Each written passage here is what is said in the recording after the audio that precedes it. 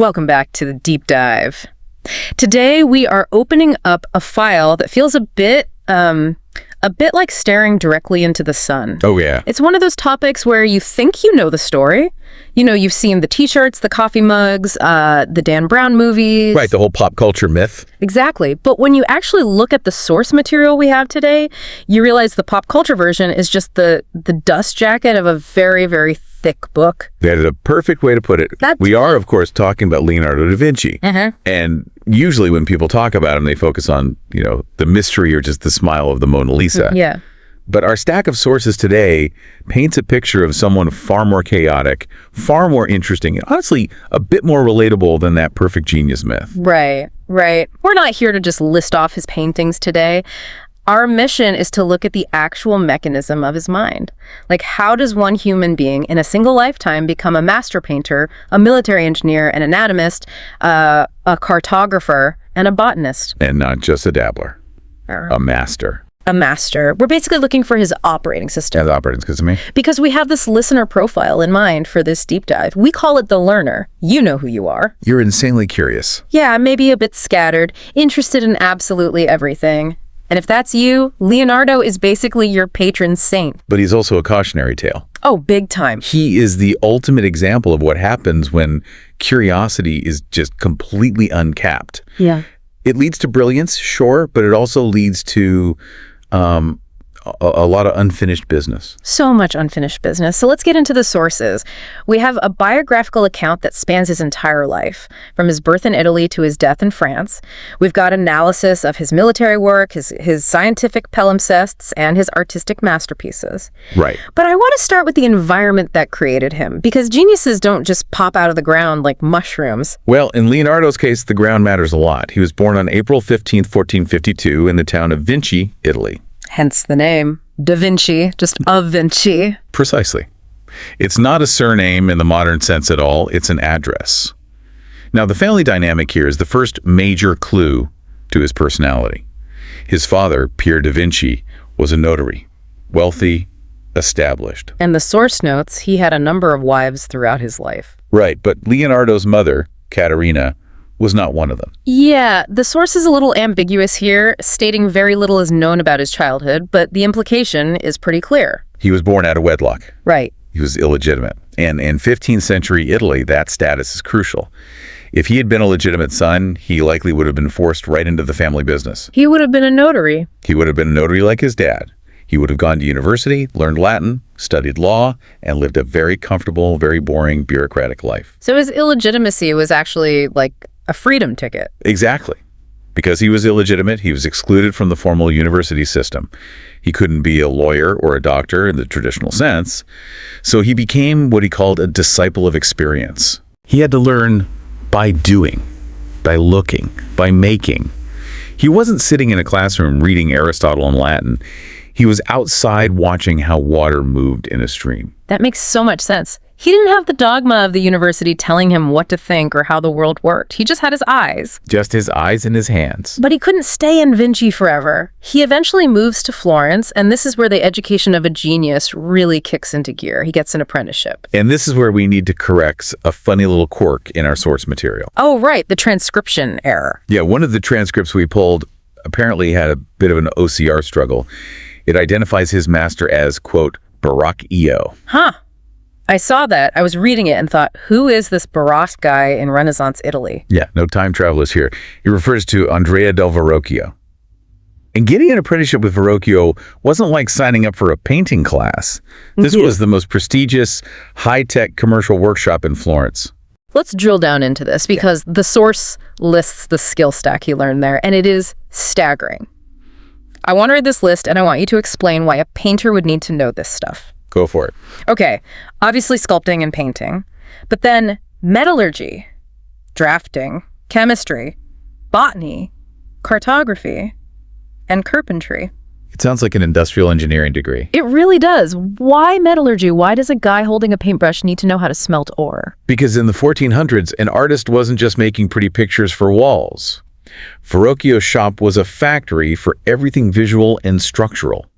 If a wealthy patron wanted a bronze statue, you needed to know the melting point of copper and tin. Right? You needed to know how to build a mold that wouldn't literally explode when you poured liquid metal into it. So it's material science. It's absolutely material science. And chemistry. You don't just go buy paint in a tube in an art supply store. Yeah. You are grinding lapis lazuli. You are mixing lead white with walnut oil.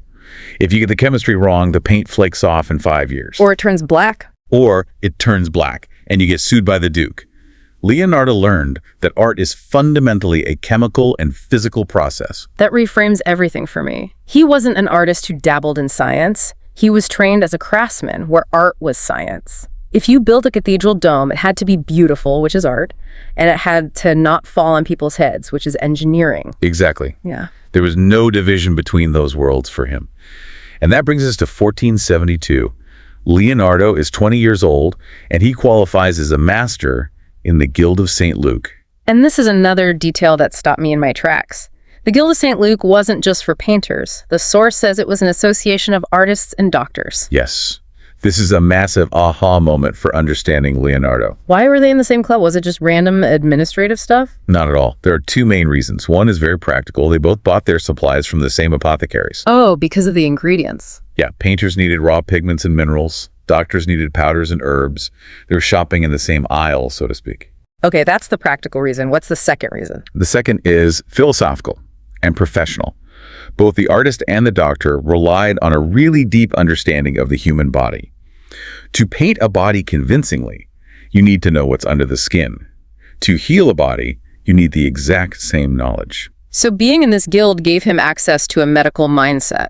It normalized the idea that to paint the surface, you must understand the interior. This is why Leonardo eventually starts dissecting corpses. Which sounds so intense to modern ears. Right. But it wasn't a weird, morbid hobby for him. It was the only way to be a truly great artist.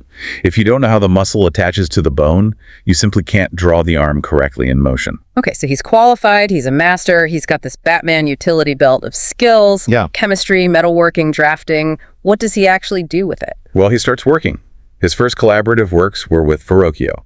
There's a famous story, which our source alludes to with the baptism of Christ, where Leonardo paints an angel so perfectly that Verrocchio allegedly put down his brush and vowed never to paint again. Which is a great bit of marketing, if nothing else. Oh, it's brilliant marketing.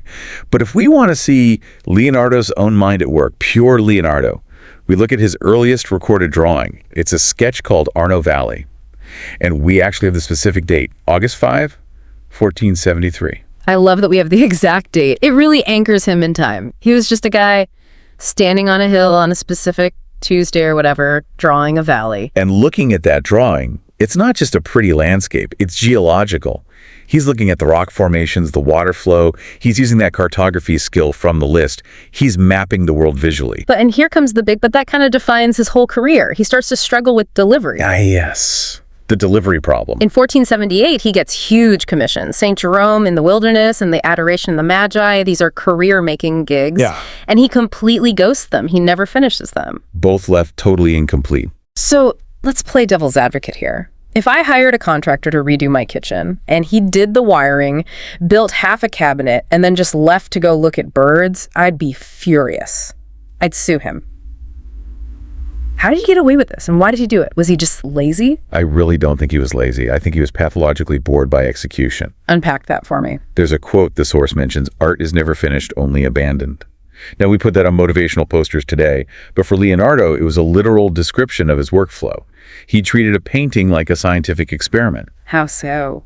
The problem with the Adoration of the Magi might have been, how do I represent a massive crowd of people reacting to a miracle in a geometrically complex space? Okay, that's the hypothesis. Right, so he does the sketches. He figures out the perspective grids. He understands the lighting. In his brain, the puzzle is solved. The actual act of applying paint to wood for 6 months after that, that's just manufacturing. That's manual labor. And Leonardo hated being a laborer. He wanted to be an inventor. So once the aha moment happened in his head, the painting became a dead object to him. Precisely. Why waste time coloring in the lines when you could be out discovering something new? It's incredibly frustrating for his clients, but it's completely consistent with his character.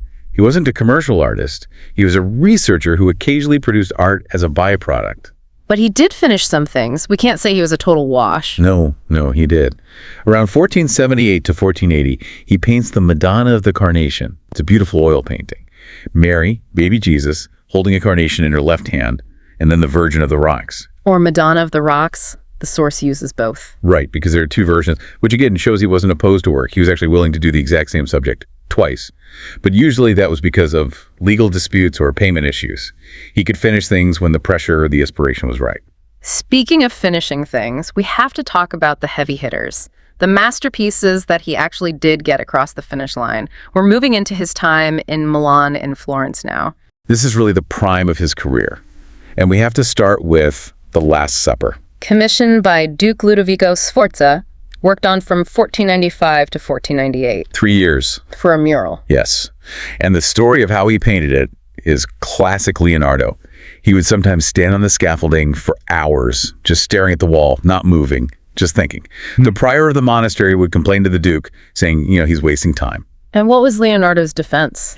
He basically told the Duke, men of genius do the most when they work the least, meaning the real work is happening in the mind.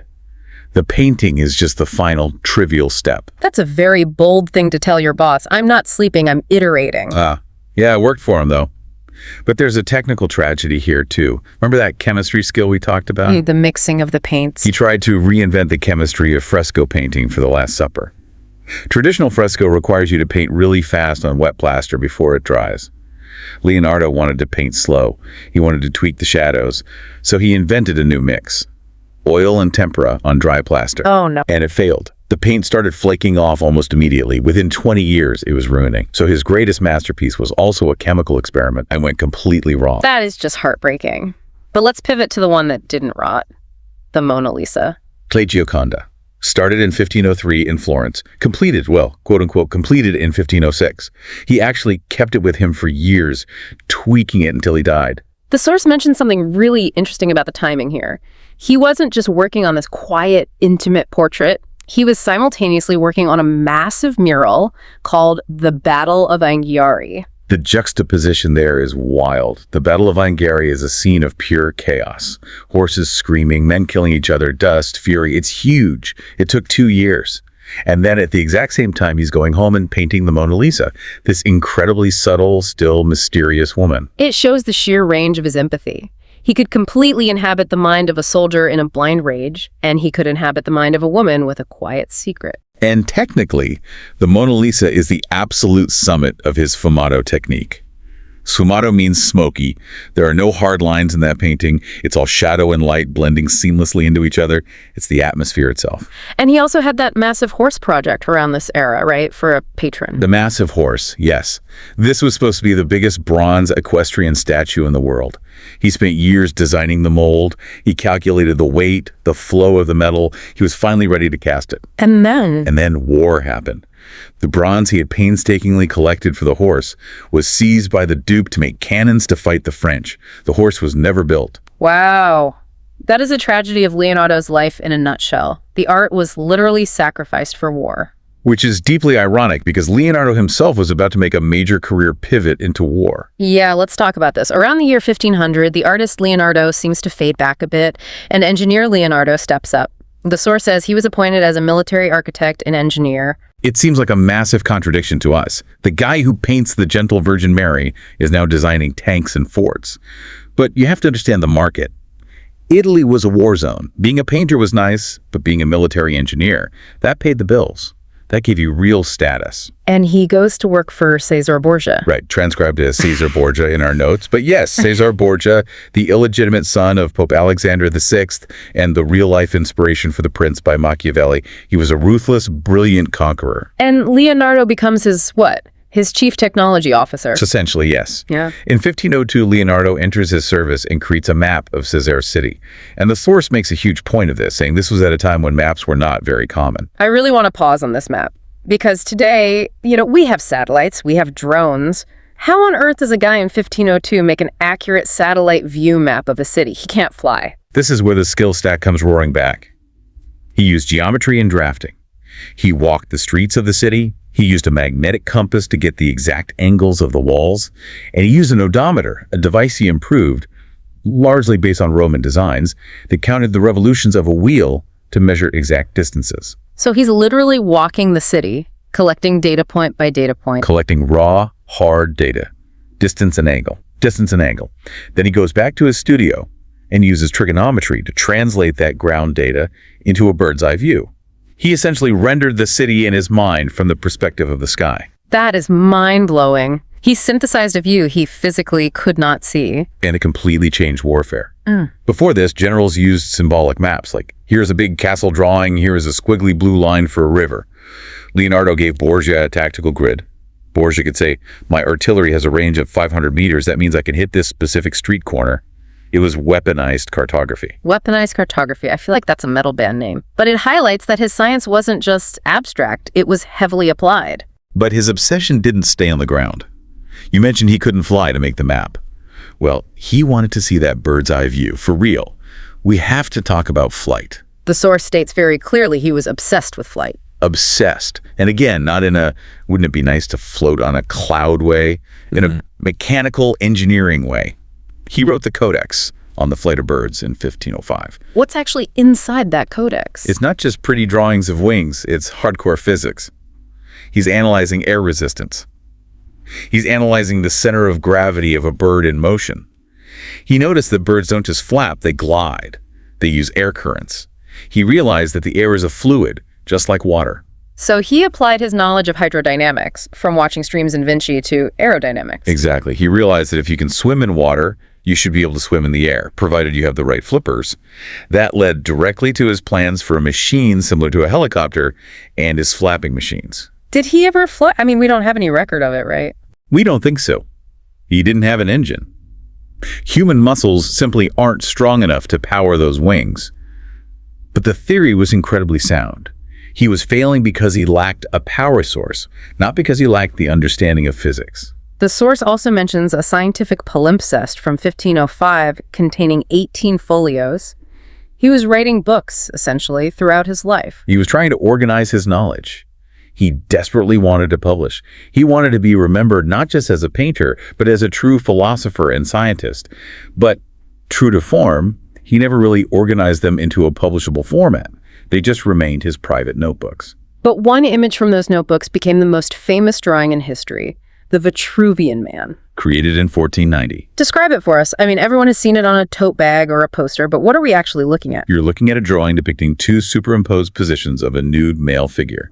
His arms and legs are spread in different angles, and he is perfectly inscribed within a circle and a square. It looks like a geometry problem. It is a geometry problem. It's the visual solution to an ancient architectural riddle proposed by the Roman architect Vitruvius. Vitruvius said the human body fits perfectly into a circle, which is the symbol of the cosmic and divine, and a square, which is the symbol of the earthly and stable. Leonardo proved it visually. So it's the synthesis of everything we've been talking about. It is the ultimate logo for the Renaissance. Yeah. It bridges his role as an artist and a scientist. He says, man is the measure of all things. Man is art. Man is math. Man is divine. Man is earthly. It's Leonardo saying, I have unified the disciplines. Well, we've spent a lot of time on his brain, his output. I want to spend the last section on his heart.